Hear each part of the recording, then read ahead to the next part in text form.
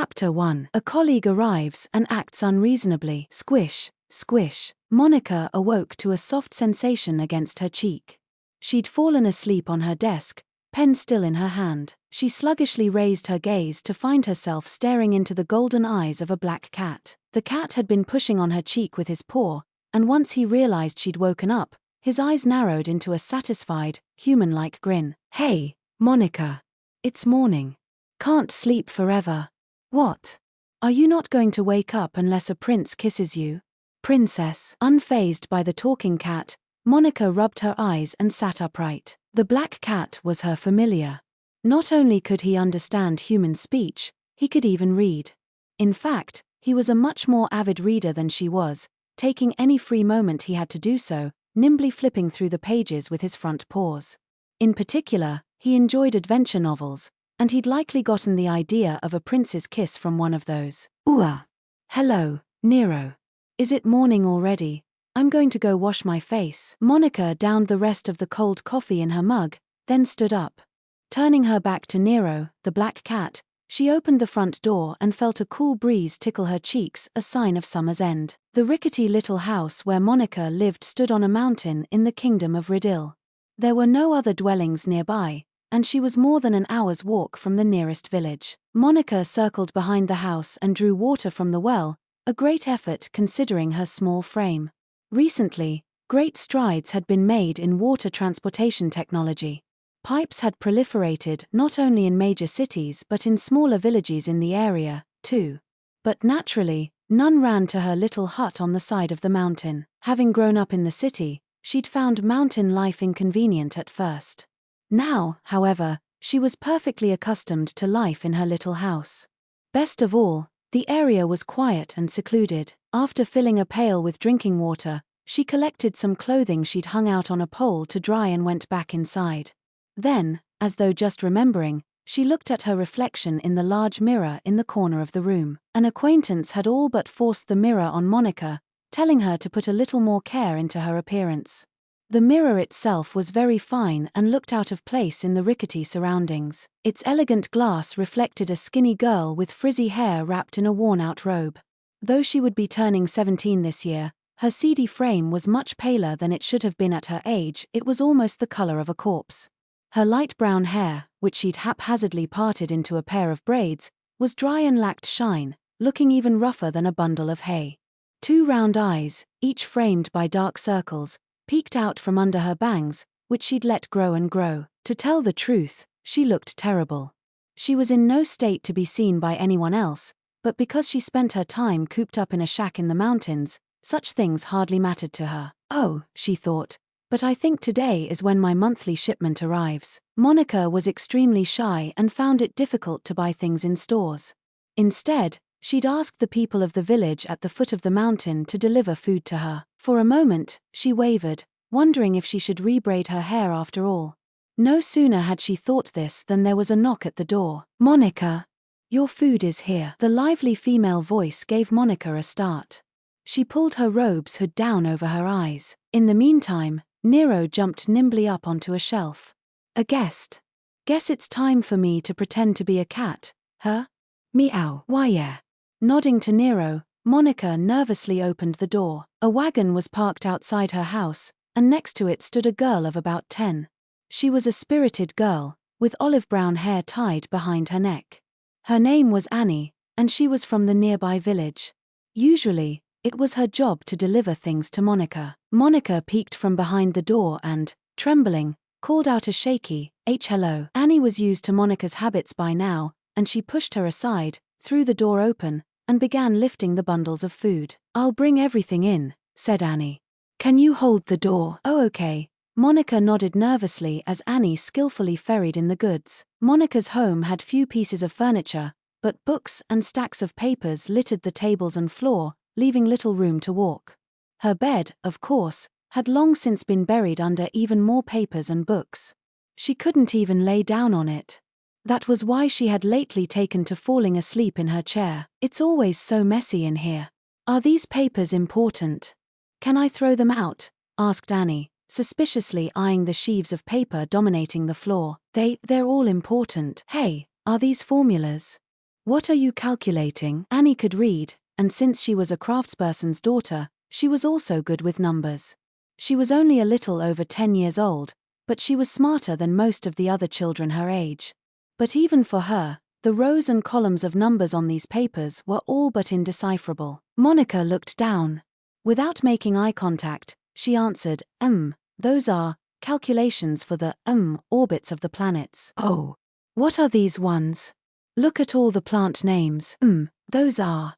I calculated the ratios of plant fertilizers and put them in a table. Then what are these? They kind of look like magical symbols. That's, a trial calculation of a new compound magical formula that a professor at Minerva's proposed. Monica played with the sleeve of her baggy robe as she quietly answered the questions. Annie's cat-like eyes widened. A magical formula? You can use magecraft, Monica. Well, that is, stammered Monica, her eyes drifting left and right. Nero, who had been pretending to sleep on the shelf, meowed as if to say, "Whoa, are you okay there?" Monica continued to fiddle with her fingers until Annie eventually gave a light shrug and laughed. "Haha. Of course that's impossible. If you could use magecraft, you'd be working in the capital, not living like a recluse up here in the mountains." Magecraft was a means by which one used mana to create miracles. Its techniques had originally been secrets closely guarded by the noble class, but in recent years, commoners had been given more opportunities to study it. But there were still limitations. One needed significant wealth or talent to enroll in an institution for studying magecraft. For a commoner, becoming a mage was a life-defining success. If you became a high mage, you might be retained by a noble family, or you could find employment in the magic corps, whose members were essentially celebrities. There was no way Monica, living out here in the mountains, could be a mage. Annie's remark made perfect sense. "Oh, Monica, did you hear? Just 3 months ago, there was a dragon raid near the eastern border." Monica's shoulders sprang up beneath her robe, and Nero, who had been feigning sleep on the shelf, cracked one eye open. His tail hung down lazily, swaying like the pendulum of a clock. "I heard some really big pteradragons formed a horde and appeared in a human village. There were more than 20 of them." Pteradragons, as their name implied, were dragons with wings. They had lower intelligence and were less fearsome than other dragons but were extremely difficult to deal with in groups. They mostly went after livestock, but starved pteradragons attacking people had become more common in recent years. And the one leading the pteradragons. It was a legendary black dragon. The infamous Black Dragon of Wergen. Dragons whose names specified their color, such as black dragons and red dragons, were of higher rank and seen as a particular threat. Of those, the black dragon was said to be the most dangerous. The unique flames they breathed, black flames, were flames of anathema. They could mercilessly incinerate even the defensive barriers of high mags.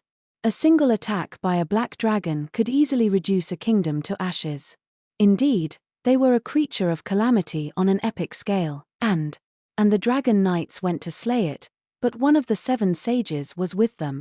Wait, do you know who the 7 sages are? They're the best mags in the kingdom. Really amazing, you know? I see. The youngest is called the Silent Witch, and they say she beat the black dragon all by herself and took down all the pteradragons. In countryside villages, these sorts of stories were a precious form of entertainment.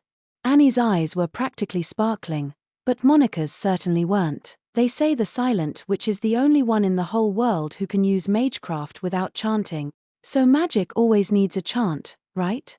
But not for the Silent Witch. Even without one, she can use powerful magic like boom, boom, boom. Monica pressed a hand to her stomach in silence. It hurt like it was being squeezed in a vice.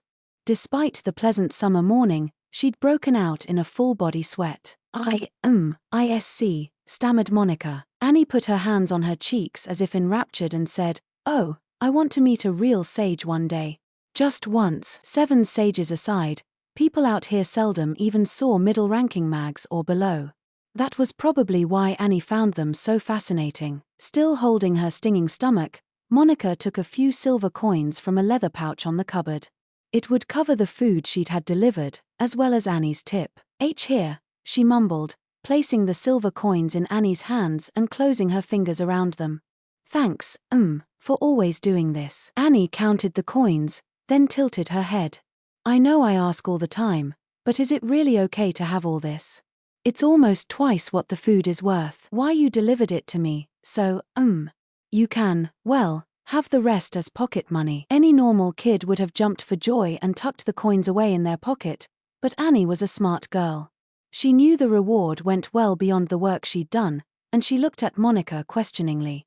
Hey, what do you do for work, Monica? Calculations. Are you a math professor? I guess, something like that. Yeah. The documents she had gathered in the house had no real unifying theme. Aside from stellar orbits and fertilizer distributions, they included population totals, tax revenues, shifts in product sales, and various other papers covered in numbers. They lay about the floor in a mishmash that at first appeared like chaos but which conformed to an order and logic only Monica could follow. Annie seemed decently satisfied with the math professor explanation. Then that means the person who came to our village yesterday must be a math professor, too. He said he was your colleague and wanted to visit you, so I told him the way. He should be here soon. A colleague. That word was all it took to drain the color from Monica's face. Trembling terribly inside her baggy robe, she stammered out a question. That person, what kind of, person, was he? It was me. The clear, ringing voice came from behind Monica. A frightened squeal escaped her throat. With stilted motions, she turned around. A good-looking man with sleek chestnut-colored hair in braids was leaning against the door, a smile on his face. Right next to him stood a beautiful blonde woman wearing a maid's uniform. The man wore a splendid frock coat, with a monocle at his eye and a cane in his hand. Clearly, he was a refined, sophisticated gentleman. Above all, his vaguely feminine, delicate facial features were so attractive, most girls would have been enraptured at first sight. Monica, however, stared at him in wide-eyed terror, desperately holding back a scream. Louis, I would appreciate if you wouldn't change my name to Louis. It's a little silly, don't you think? I'm so sorry, she stammered, on the verge of tears. Without even a glance in Monica's direction, the man walked straight over to Annie and smiled. Then he took her hand and placed a piece of candy in it. Thank you for showing me the way, young lady. You're welcome. Annie smiled and returned the handsome guest's show of courtesy, then put the candy in her pocket. Anyway, she said, I don't want to get in the way of your work, so I'll be going now. Bye-bye, Monica. See you again next month. The girl waved and left the little house, assuming a more graceful gait than usual. As she listened hopelessly to the clattering of the wagon growing more distant, Monica looked up at the man before her with tears in her eyes. His frock coat and cane were camouflage. Normally, he wore a gold-embroidered robe and carried a magnificent staff, for he was a mage. The beautiful girl in the maid outfit waiting behind him was no human, either, but a spirit who had formed a contract with him. It's, good to see you again, Mr. Louis, Monica said, voice shaking. He put his hand to his breast and offered an elegant bow. Yes, it has been a while, hasn't it, Lady Monica Everett? Or should I say, the silent witch of the 7 sages? Magecraft refers to the usage of magical power, or mana, to cause miracles. Magecraft specifically is a type of magic wherein one chants in order to weave a magical formula and channel one's mana. Races that excel at using mana, such as spirits, don't need magical formulas or incantations. Humans, however, are unable to control mana without the aid of a chant. They can use a technique called quick chanting to shorten it, but it will still take several seconds. However, one girl genius had made the impossible possible. Her name was Monica Everett, and despite her extremely shy nature, difficulty talking, and current status as a mountain hermit, she stood at the pinnacle of Riddle's mage hierarchy. She was one of the 7 sages, the Silent Witch. Monica couldn't use all the magical formulas currently in existence without chanting, but she could manage it for about 80%. A mage's greatest weakness was being defenseless while chanting. Obviously, on a battlefield, that time could mean the difference between life and death. While some high mags could double the speed of their incantations with quick chanting, Monica was the only one in the world who required no time at all. And that was why she'd been chosen as one of the 7 sages 2 years prior, at the young age of 14. The story of how this girl genius acquired such an impressive skill was very straightforward. She suffered from extreme shyness and social anxiety, both of which prevented her from being able to speak clearly around others. Her reaction to Annie was still relatively minor. With someone she'd never met or someone whose personality clashed with hers, she would become too paralyzed to say anything. At worst, she would throw up or even faint. This obviously presented an obstacle to chanting. Several years before this, Monica had been attending an institution that fostered new mags. But unable to chant during her practical exams, she'd failed and nearly flunked out. That was when she'd started thinking. With the examiners nearby, she became too nervous to chant, so then, the solution had been to use her magecraft silently. Normally, a person would have dedicated their efforts to overcoming their shyness or social anxiety. Monica's idea went in an entirely unexpected direction, and most terrifying of all, her talents went on to blossom. And that was how Monica, for an utterly unmoving reason, mastered the art of unchanted magecraft. From there, her road to the ranks of the 7 sages had been swift. Her ability was truly the unexpected gain of a novel, though wholehearted, effort. Monica's home in the mountains had only 2 chairs. One of them currently had a stack of documents on it. She barely ever used that one. Seeing how many papers were in the pile, she gave up on lifting them. Instead, she pointed her finger. When she did, the mountain of papers suddenly flew and danced into the air as though each had a mind of its own, moving from the chair to the desk. Producing wind using magecraft wasn't overly difficult. But to direct each individual document to its respective place elsewhere took very delicate mana control. Seeing her do this as though it were a matter of course and without a chant, at that made one of Louis's slender eyebrows twitch. Wasting your talents as usual, my fellow sage? This man, who had called Monica a colleague, was another of the 7 sages. He was Louis Miller, the barrier mage. He was turning 27 this year, making him 10 years older than Monica. They'd both become sages at the same time, however, so he often referred to her as his fellow. When he wasn't talking, Louis appeared to be a beautiful, delicate man, but he was also a martial mage, boasting the 2nd highest solo dragon slaying count in history. He had served as the leader of the Magic Corps and was feared and respected by its members for his shrewdness, or something like that. What could Mr. Louis want?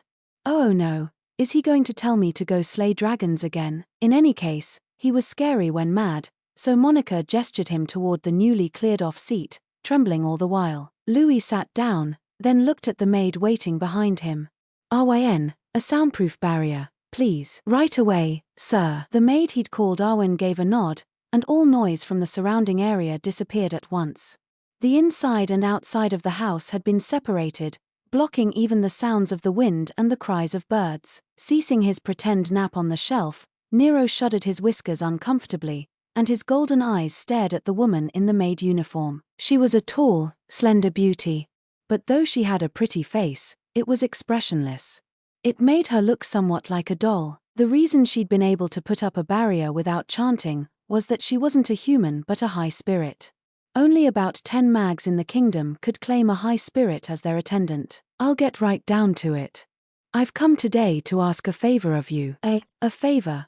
asked Monica without trying to hide her wariness. Louis offered a graceful smile and rested his chin on his gloved hands. Even his little actions were picture-perfect. "Yes. Last month, I received sealed orders from His Majesty directing me to serve as the 2nd prince's bodyguard." "Huh?" Monica's eyes widened. This kingdom had 3 princes, each born to a different mother. Prince Lionel, who would be 27 this year, Prince Felix, who would be 18, and Prince Albert, who would be 14. Viewpoints were split among the kingdom's nobles over which of them would inherit the throne. Monica had no interest in these sorts of power struggles, so her only knowledge on the matter came from hearsay. Apparently, the 1st and 2nd princes' factions were about the same size, with the 3rd prince's being somewhat at a disadvantage. These factions extended to the 7 sages as well. Louis Miller, the barrier mage, was a representative of the 1st prince's group. Why would Louis have been ordered to guard the 2nd prince? Monica frowned at the disconnect. "You, Mr. Louis. You're, with the 1st prince's faction, aren't you?" "Yes. I have my thoughts as to why His Majesty would order me to guard the 2nd prince, but it would be disrespectful of me to speculate on his thoughts. What's important is that he ordered me to carry out my mission without the second prince noticing. Without, the second prince noticing? It went without saying that it was incredibly difficult to guard someone without alerting them. And why would the king order Louis, who supported the first prince, to guard the second? Why did it have to be kept secret from him? As Monica sank into confusion, Louis continued to explain, his tone detached. As I said, His Royal Highness Felix is currently attending an elite boarding school called Serendia Academy. If I'm to guard him without attracting his notice, well, the most appropriate move would be to infiltrate the academy. Louis, infiltrating a school? In all honesty, Monica couldn't wrap her head around that one. The barrier mage, including his appearance, was too well known. Not to mention his handsome looks would stand out in a crowd. In short, he was particularly ill-suited to infiltration. Louis seemed to realize this himself. I could never do it, though, he said plainly. The academy is under the direct patronage of Duke Clockford, the leader of the Second Prince's faction. I wouldn't be able to infiltrate it. As the Second Prince's maternal grandfather, Duke Clockford had some of the greatest authority in the kingdom. And frankly speaking, he and Louis were like oil and water. It was unlikely that the Duke would cooperate with Louis on this secret bodyguard assignment. If you can't enter the academy, then, how are you going to guard him? That's why I created this magical item. Louis removed a small, wrapped object from his inside pocket and placed it on the desk. Inside the wrapping was a broken brooch. A large crack ran through a sizable ruby inlaid in the center, and the fine metal clasps had been ruined. He removed the ruby so Monica could see it. The cracked ruby and exposed setting were each engraved with magical formulas. One look was all Monica needed to understand its basic function. A compound barrier, threat detection, a short-range physical magical barrier, and a tracking and reporting function. All that from a single glance, but I expected no less. Yes. I took great pains to create this magical item in order to guard the prince. Magical items were tools using specially tailored jewels and the like imbued with mana to contain a magical formula. They were very convenient, as they granted their benefits even to those who were unable to use magecraft. However, they were still extravagant luxuries owned only by a handful of the most powerful nobles. And if one of the 7 sages, the greatest mags in the kingdom, had created this one, it must be priceless. It would probably fetch 2 or 3 houses in the royal capital, at least. Louis brought the cracked ruby up to the light filtering in through the window. This is one of a pair of brooches, 1 ruby and 1 sapphire. Whoever possesses the ruby will know the location of whoever possesses the sapphire. If the sapphire holder comes under some sort of attack, it will trigger a defensive barrier. When that happens, the ruby will shine in response. Monica took another look at the magical formula embedded within. She remained silent for a few moments. Then, nervously, she asked Louis, so does that mean it's more for keeping watch on the second prince than protecting him? Louis smiled easily, as if to indicate he had no cause for guilt. It's only natural a bodyguard would need to know what the person was doing, right? But wouldn't he be mad if he found out? You seem to be somewhat too earnest, my fellow sage. And for that, I offer this old adage. Louis put a hand to his breast, then spoke clearly, like a clergyman citing scripture. Anything goes as long as nobody knows. Is it really that simple? Monica couldn't help wondering. Still, it would be difficult to read and understand a formula embedded in a magical item, especially an extremely complicated one made by Louis. Even high-ranking mags wouldn't be able to figure it out so easily. I had His Majesty pass the brooch to Prince Felix. He was to keep secret the fact that it was a magical item I had created and pretend it was a simple gift from father to son. As long as the second prince kept the brooch on his person, then Louis would be able to constantly track his movements and respond to any emergencies. And besides, Duke Clockford was very strict in his administration of Serendia Academy. Any villains aiming for the prince's life would have a hard time infiltrating it, so there was little chance of anything happening to begin with. Or so Louis had thought. Unfortunately, despite working on these brooches for a week without rest, it seems the one His Majesty gave to Prince Felix broke the very next day. A full week with no breaks, and it only took 1 day. When I saw the ruby crack, It was hilarious. I simply couldn't restrain my laughter. Ha ha ha. Louis's laugh was frighteningly monotone, and his eyes weren't smiling in the least. This was no laughing matter. If Louis's ruby had cracked, that would mean some kind of danger had befallen the second prince. So, was the second prince all right? Well, when the item broke, I dragged my sleep-deprived body out of bed and ran to the academy right away. And what do you think he said to me? Louis's eye gave a strange glow from behind his monocle. His Royal Highness told me that nothing had happened. He told me that he'd broken the brooch entirely by accident. The ruby in Louis's hand made hard, cracking noises. Its shards tumbled out from between his gloved fingers. Something I made would not have broken that easily. In fact, I had imbued the brooch with several self-protection formulas. Clearly, the blow it took was heavy enough to break them all. Prince Felix, however, isn't talking. This whole conversation was starting to sound fishy. Monica had a bad feeling about this. A very bad feeling. Louis scattered the ruby's fragments on the desk, then turned a smile on her, which belied his display of brute strength. You're beginning to get the picture, aren't you? Monica shook her head no with all her might. Her straw-like braids swished from side to side. Louis outright ignored her. I'd like you to infiltrate the academy and protect the prince in my stead. The way he said it was so very casual, like he was asking to borrow a handkerchief for a second, but what he was asking was no easy feat. I can't. Why would you want me? I'm too famous. Look at how beautiful I am. I can't cover all this up with a disguise, can I? You, on the other hand, seldom appear in social circles, and you keep your hood down over your eyes even during ceremonies. Nobody knows what you look like. And most importantly, Louis paused, gave a smile gorgeous enough to enrapture anyone. Nobody would ever guess such a plain girl was one of the 7 sages. And insulted her. From up on the shelf, Nero looked at her as if to say, get angry. Tell him off. But all the weak-hearted Monica could manage was to say I can't through sobs and sniffles. I've never, guarded anyone before. And that's why you're such a good fit. Heh. The words surprised Monica enough to make her stop crying. Louis wearily lowered his gaze and shook his head. His Royal Highness is an extremely sharp-witted boy. I sent a member of the Magic Corps to guard him, and he saw through it immediately. He's been surrounded by bodyguards for almost as long as he's been alive, so he's good at spotting them. And that's why I'm turning to you. He then fixed his gaze on Monica and declared, even he would never suspect a clear amateur, and a little girl at that, was secretly a bodyguard. Above all, you can cast spells silently, without attracting attention. Perfect for a secret bodyguard, wouldn't you say? There is nobody more suited to this mission than you. Louis's logic seemed impeccable, but Monica couldn't help thinking he was just trying to get back at the prince for breaking his magical item. Seeing that Monica was maintaining her silence, Louis took a deep, exaggerated breath. It's been about 2 years since you and I were appointed to the 7 sages. And the only work you've done has been holing up and staring at papers. But I went to slay that dragon, 3 months ago. I've slain 10 dragons in the 3 months since then.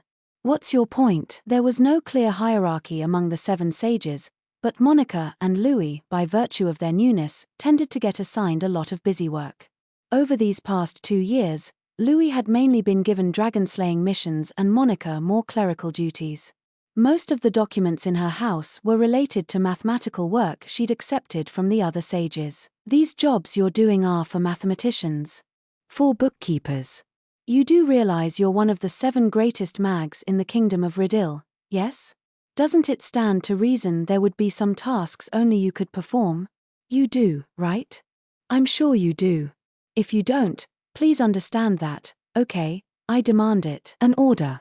How ruthless. But I only got to join the 7 sages because I was on the waiting list. His Majesty has left personnel choices for the second prince's guard completely in my hands.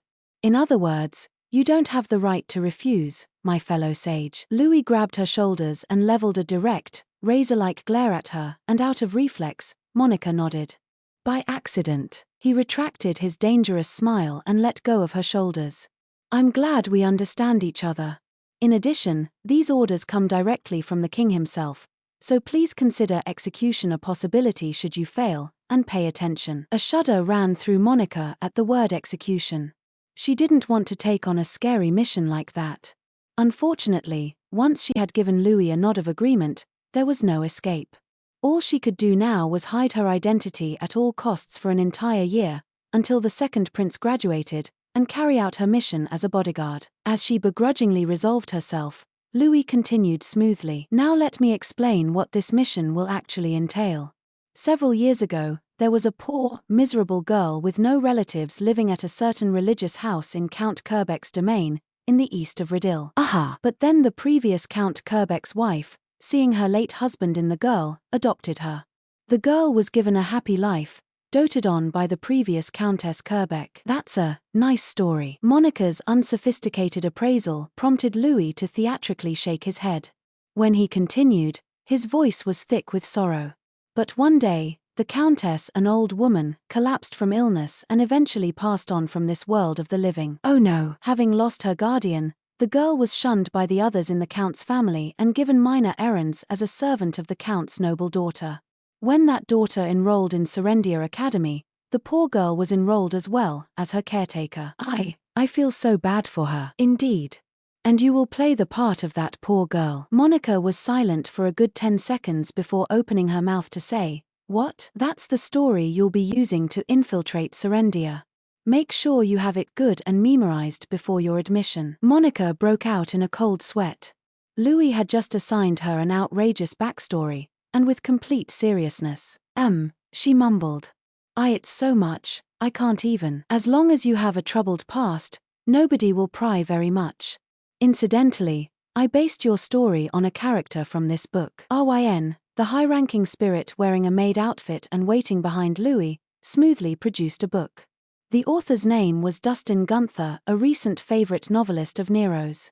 With cultivated motions, Ryn held the book out to Monica and spoke. It is a romantic novel where the heroine, bullied by the Count's daughter, catches the eye of a prince. Eventually, the two fall into a forbidden love. The dismal and knavish methods by which the noble daughter bullies her are written very intricately. It is, in my opinion, a fascinating work. Nero listened to Ryn's description from atop the shelf, a look of keen interest on his face, his tail swaying to and fro. This house contained several books by Dustin Gunther, but they were all older ones. The book Ryn had was the author's newest work. It was only natural that Nero would be interested. With Monica flustered, Ryn gently placed the book into her hands. I will lend this to you. I hope it serves you well as a reference. How is this supposed to be a reference? And for what? Thought Monica, pretending to flip through the pages. She'd spent many hours reading magecraft-related books, but she wasn't too familiar with novels meant for entertainment, and the contents didn't stick well in her mind. The story you thought of, Louis, it means I'll enroll along with Count Kerbeck's daughter. But, yes, of course. I've already told Count Kerbeck about it and asked Lady Isabel, his only daughter, to provide assistance. Monica's eyes widened. With a story like that. W1T that, caused trouble for the, House of Kerbeck. After all, if they followed Louis's story, that would make Count Kerbeck and his daughter, Isabel, out to be the bad guys. She paled. She couldn't possibly make them do such a thing. Louis, however, was calm and relaxed. What do you know about Count Kerbeck? Monica was good with numbers, but not so much with remembering the names of people and places. Still, the name Count Kerbeck did tug at her memories a bit. She recalled hearing it relatively recently. Oh, the dragons. Exactly. When you slew the Black Dragon of Wergen 3 months ago, that was in Count Kerbeck's lands. He is deeply grateful to you for it. In fact, he said he would assist the Silent Witch with anything. Count Kerbeck had prepared a feast of gratitude for Monica, who had slain the Black Dragon of Wergen.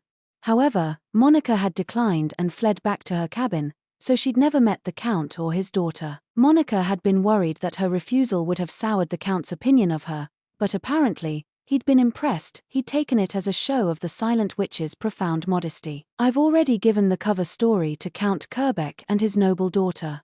The Count was more than happy to oblige. Well now, that sounds just like a ballad, doesn't it? He said. I'm more than happy, and Lady Isabel's eyes were glittering. Villainesses are all the rage lately, she said. Are they? Apparently, the novel Louis had drawn from was hugely popular in the capital. As it turned out, Lady Isabel was a big fan, and she'd make special trips for each new book. Lady Isabel is hard at work developing her character into the perfect villainess to bully you. Essentially, it comes down to this. You will infiltrate the academy, Lady Isabel will bully you, and you will protect the second prince. What?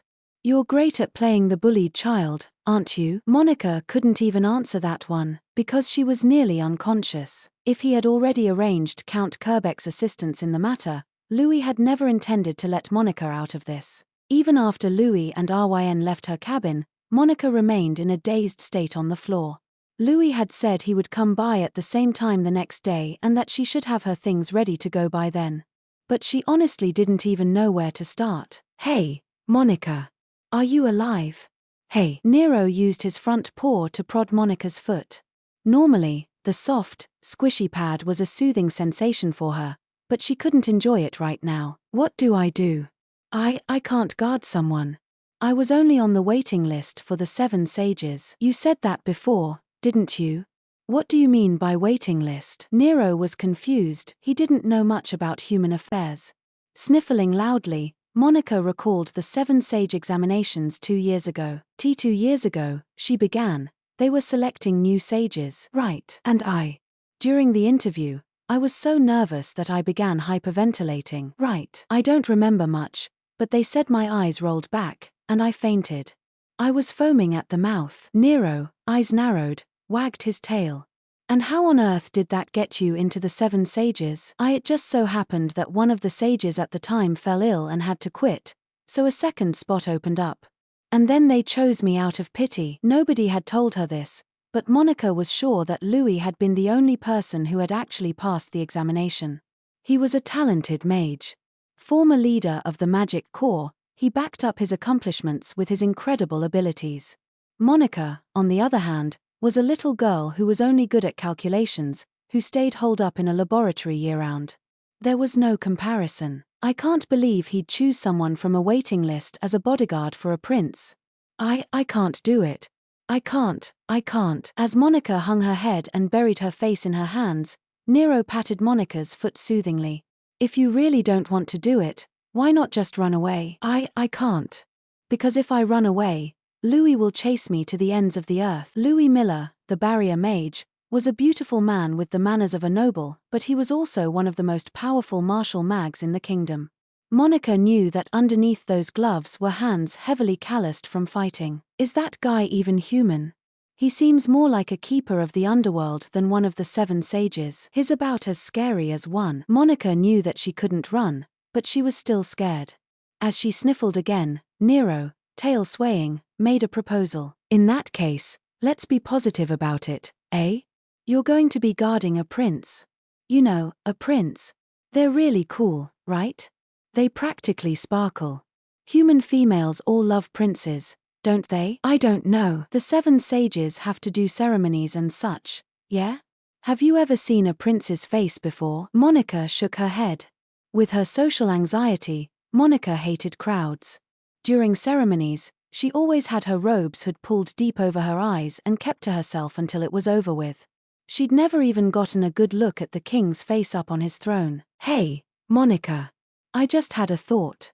If you don't know what the person you're guarding looks like, isn't that bad? What should I do? She couldn't possibly be honest with Louis and tell him she didn't know what the second prince looked like.